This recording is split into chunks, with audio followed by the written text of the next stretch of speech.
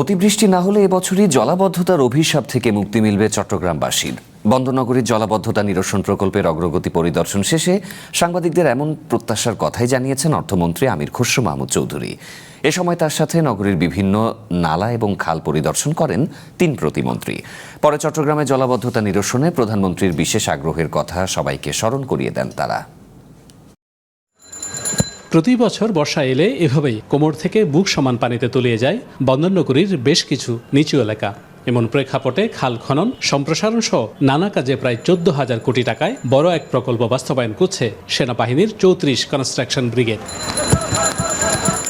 জলাবদ্ধতা প্রকল্পের অগ্রগতি দেখতে শনিবার দুপুরে প্রবর্তক মোড়ের হিজরা খাল সহ বেশ কিছু খাল ও নালা পরিদর্শন করেন অর্থমন্ত্রী।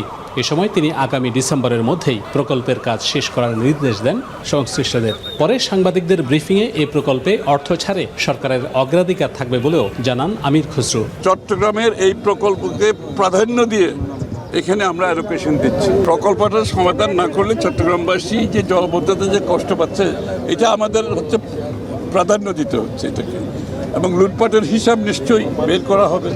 এই লুটপাটের সাথে কারা জড়িত সেটাও বের করা হবে।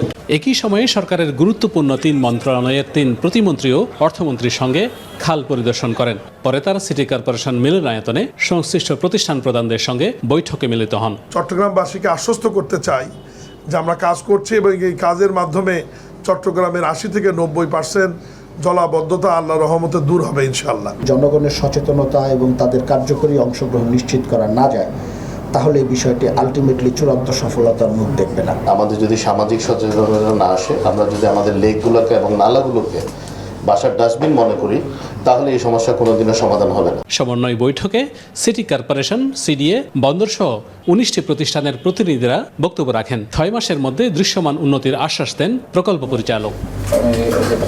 Shahnaz Riton, one news, Chittagong.